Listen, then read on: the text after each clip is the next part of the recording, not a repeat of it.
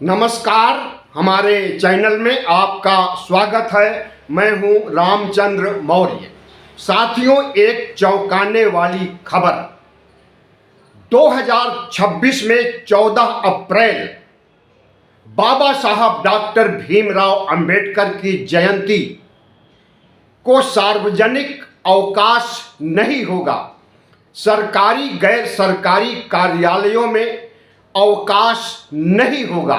भारत सरकार ने 2026 का जो कैलेंडर छापा है उसमें 14 अप्रैल को सार्वजनिक अवकाश की घोषणा नहीं की गई है।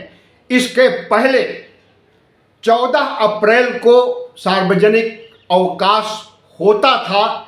सरकारी गैर सरकारी सभी दफ्तर बंद रहते थे और पूरे देश में धूमधाम से बाबा साहब की जयंती मनाई जाती थी, खास करके ओबीसी एससी एसटी के द्वारा।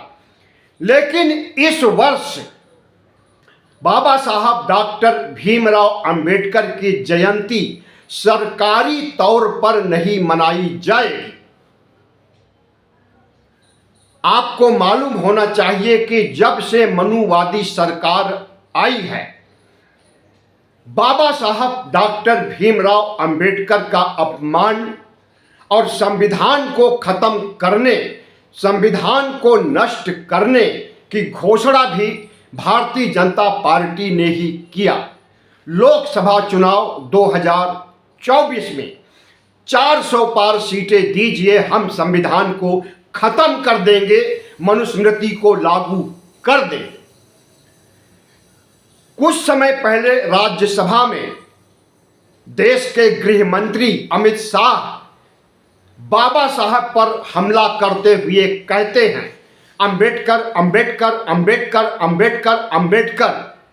जितना अंबेडकर के बारे में बोलते हो, अगर उतना ईश्वर का नाम ले लो तो 7 जन्मों तक स्वर्ग मिलेगा। तो बाबा साहब का अपमान न सिर्फ गृह मंत्री कर रहे हैं, बल्कि इस देश की सबसे बड़ी सांस्कृतिक संस्था आरएसएस भी शुरू से बाबा साहब डॉक्टर भीमराव अंबेडकर का अपमान करती रही।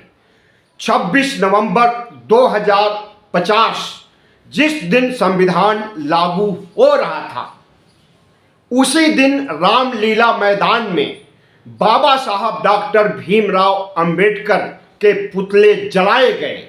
न सिर्फ पुतले जलाए गए आरएसएस के द्वारा, हिंदू महासभा के द्वारा, बल्कि बाबा साहब की शव यात्रा भी निकाली गई रामलीला मैदान से इंडिया गेट तक।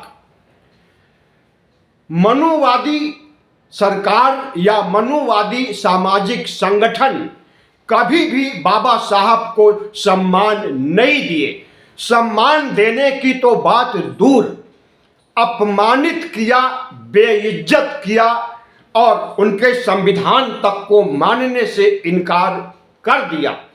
और उसी संविधान की कसम लेकर और अब तो उसी संविधान को माथे से लगाकर शपथ ली जाती है और उसी संविधान को हटाने की बात भी कही जाती है। भारतीय जनता पार्टी का दोहरा चरित्र इस देश के समझ में नहीं आ रहा है। आरएसएस प्रमुख मोहन भागवत, जो कि हिंदू राष्ट्र बनाना चाहते हैं इस देश को, आज से नहीं पिछले 100 साल से आरएसएस का जन्म ही हिंदू राष्ट्र बनाने के लिए 1925 में हुआ था। 100 साल पूरे हो गए लेकिन हिंदू राष्ट्र नहीं बन सका।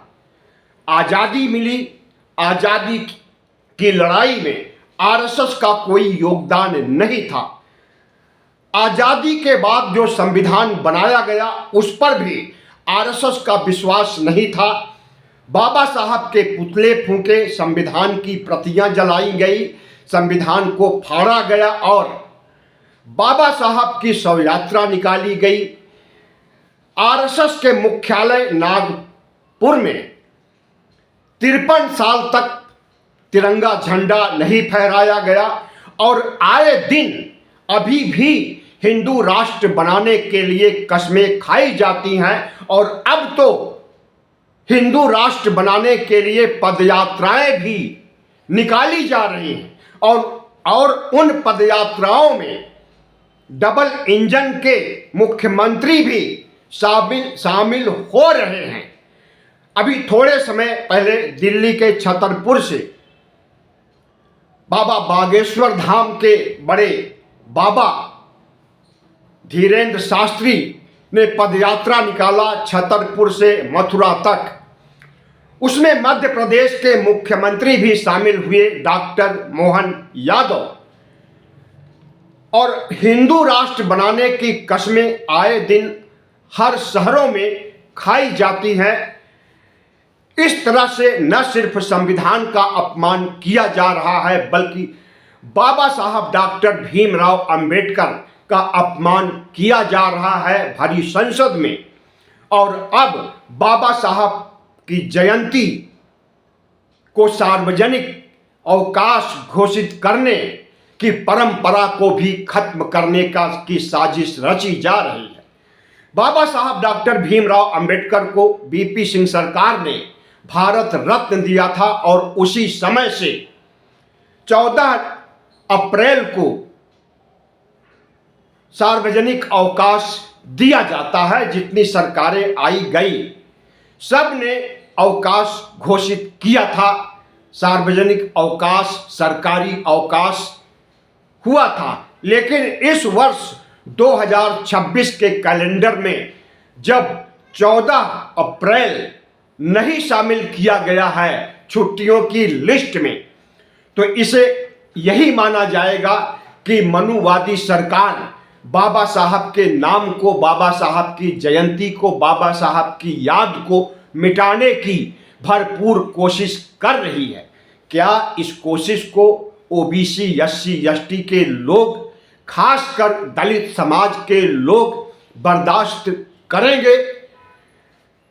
प्रधानमंत्री नरेंद्र मोदी अपने को प्रधानमंत्री नहीं बल्कि तानाशाह के रूप में चिन्हित कर चुके हैं। बाबा साहब का अपमान भारतीय जनता पार्टी और आरएसएस और तमाम हिंदू संगठन, यहां तक कि शंकराचार्य तक जो बाबा साहब के खिलाफ आग उगलते हैं, उन्हें दंडित करने का कोई भी तौर तरीका भारत सरकार के पास नहीं है। अगर कोई राम को काल्पनिक कह देता है तो नरेंद्र मोदी को बहुत दर्द होता है। आज भी उन्होंने अयोध्या में धर्म ध्वज पताका फहराया और उस समय भाषण दिया तो यही कहा कि राम को तो कुछ लोग तो राम को काल्पनिक कहते हैं, लेकिन जो लोग अंबेडकर को अपमानित करते हैं संसद में और जो लोग सरकार में बैठे हैं, वह अगर बाबा साहब की स्मृति को मिटाने के लिए बाबा साहब की जयंती के दिन सार्वजनिक अवकाश घोषित करने की परंपरा से विचलित हो रहे हैं, तो ऐसे मनुवादियों को क्या कहा जाएगा? नरेंद्र मोदी को जवाब देना चाहिए। इस देश के अंबेडकरवादियों को, दलितों को, बुद्धिस्टों को, जो बाबा साहब में आस्था रखते हैं, बाबा साहब को ही भगवान मानते हैं, उन लोगों के साथ मोदी सरकार बहुत बड़ा धोखा कर रही है और इस धोखे का बदला दलित समाज, ओबीसी, एससी, एसटी समाज जरूर लेगा, ओट पर चोट करके। अनुरोध है कि चैनल को सब्सक्राइब कर लीजिएगा, लाइक कीजिएगा और शेयर कीजिएगा ताकि और लोगों को भी पता चले कि मनुवादी सरकार बाबा साहब के खिलाफ क्या क्या षड्यंत्र रच रही है और किस तरह से बाबा साहब की यादगार को मिटा रही है।